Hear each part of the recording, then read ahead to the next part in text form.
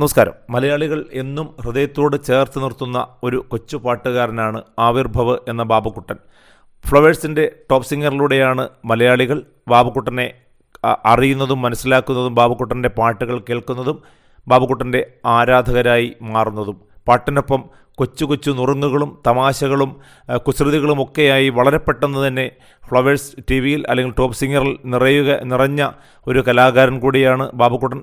അവിടെ നിന്നും ഇടയ്ക്ക് വച്ച് ടോപ്പ് സിംഗറിൻ്റെ വേദിയിൽ നിന്നും മാറി നിന്നുവെങ്കിലും, അതായത് അച്ഛൻ്റെ ചില ജോലി സംബന്ധമായ തിരക്കുകൾ കൊണ്ട് അവിടെ നിന്നും മാറി നിന്നുവെങ്കിലും കുറച്ച് ഒരു ഇടവേളയ്ക്ക് ശേഷം ബാബുക്കുട്ടൻ വീണ്ടും വളരെ ശക്തിയോടുകൂടി ഇപ്പോൾ തിരിച്ചെത്തിയിരിക്കുകയാണ്.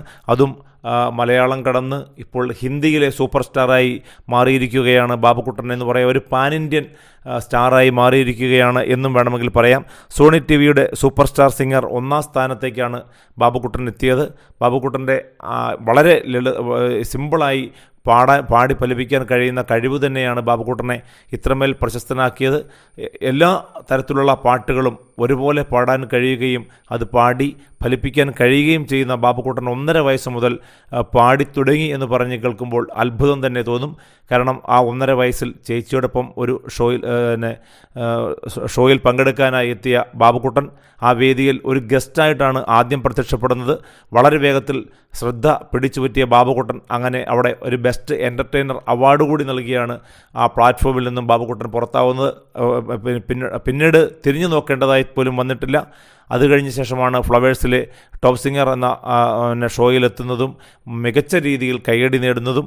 അതിനുശേഷം ഇപ്പോൾ ഇതാ സോണി TV-യിലൂടെ ലോകമെങ്ങും അറിയപ്പെടുന്ന പാട്ടുകാരനായി ബാബുക്കുട്ടൻ മാറിയിരിക്കുകയാണ്. ബാബുക്കുട്ടൻ്റെ ഏറ്റവും പുതിയ വിശേഷം, ബാബുക്കുട്ടൻ ഇനി പാടാൻ പോകുന്നത് ലോകമെങ്ങും പറന്നു നടന്നാണ് എന്നുള്ളതാണ്.